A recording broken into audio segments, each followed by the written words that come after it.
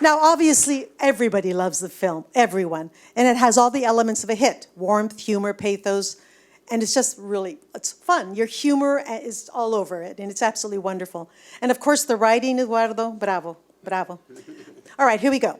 So the two of you have collaborated with fantastic results, hit television shows, and this film, which is the highest grossing Spanish language film in North America and a big hit in Mexico.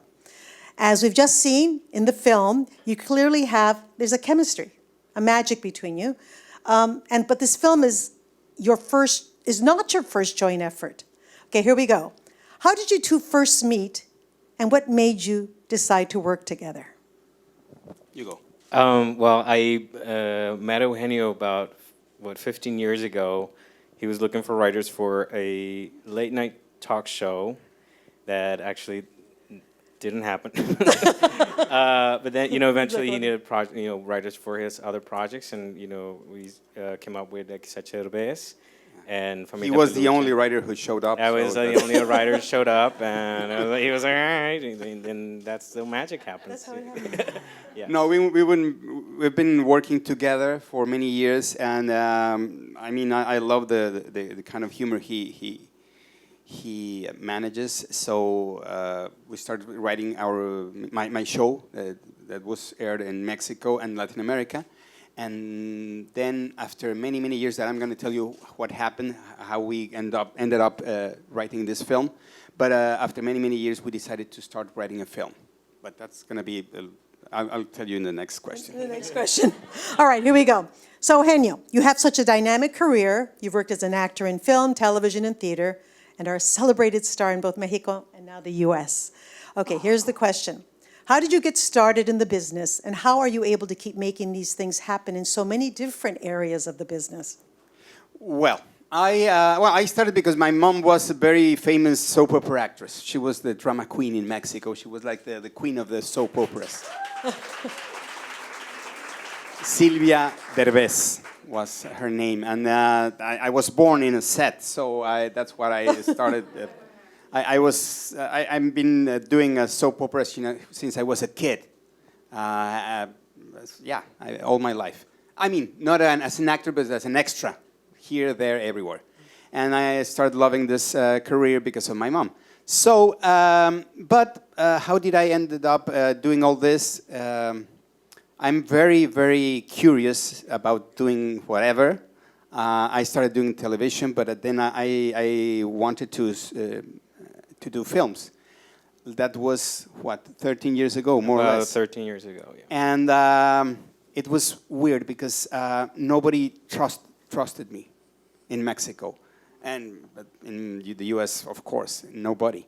But in Mexico, I was just like the comedian, the funny guy, but nobody wanted me in a film. So when I started looking for a role in a film, everyone said, sorry, but we can't hire you because your image is so strong, doing your characters like the Longe Moco, El Superportero, Armando Hoyos, my characters, Familia Peluche. We don't want the audience to see in a very important film, we don't want to see your characters in the middle of our movie. So I realized that nobody was going to hire me. So that's the reason why we started writing Instructions Not Included. Because I said, nobody's going to hire me, I have to hire myself. And that's what I did. It was a big lesson because nobody believed in me as an actor in Mexico, and nobody knew me here in the US. So I went with Eduardo and I said, we have to do a film. I want to write a film. So when people ask, how do you ended up with this story, you can watch the elements. I need a film that with comedy and drama like Life is Beautiful.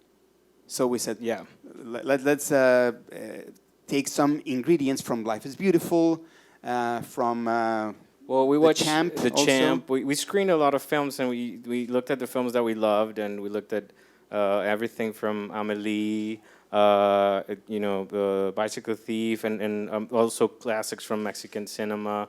And then we're like, this is the spirit. I think mostly we thought about, in Cinema Paradiso, there's a scene where everyone's like watching this movie, and everyone in the town is like rich and poor and young and old, and they're laughing at the same movie. So we're inspired by that spirit of bringing everyone together with the film. So that's a little bit what we were shooting And then I for. said, I need something. Well, if we are doing a film, let's do it for both markets. Maybe I can act with an American actress, and I can be famous in the US also. So let's make a story that flows between Mexico and the US. And that's why we started thinking about a guy who crosses the border. But I said, but I don't want to talk about immigrants. Yeah. It's the same story. I don't want to do that. I want just to flow between the two countries, but with another kind of story. So, at the end, yeah, I think something that I've learned from Eugenio along the years is that he's somebody who creates his own opportunities. If he's not waiting for somebody to hand him a role. So as an actor, he's taken control of the script. He's taken control of the direction as well, because we started out thinking, writing the movie, and then let's take it to this famous director, and we were very naive at the time, and we had the door slammed on our faces several times, and then, or people will read it and they're like, oh, let's do it this way, and then add this song here, and then, even editors ended up with a version of the movie that Eugenio wasn't pleased, so Eugenio started editing, and himself, and the first step was like, nobody gets the movie, so I'm gonna direct it myself, which is another, interesting thing that happened. That's true. I was going to put at the end, in the credits, in the final credits, I was going to put un agradecimiento. You're gonna thank. I was going to thank to all these people that shut the door on my face. I swear. I didn't do that at the very, very, very end, because we discussed this with the co-producer, and she said, don't do that, because a lot of people are going to feel that you are ardido. Yeah, spiteful, or yeah. But I want to put that thanks for all the people that shut the door in my face, because thanks to you all, I ended up doing this. I ended up writing this film, and I ended up directing that I didn't want to direct. This is my first time directing. I didn't know I was able to direct. So I really wanted to do that. So it was a great, great lesson to me, that every time a door shuts in your face, it's because something good is going to happen. And it's for real.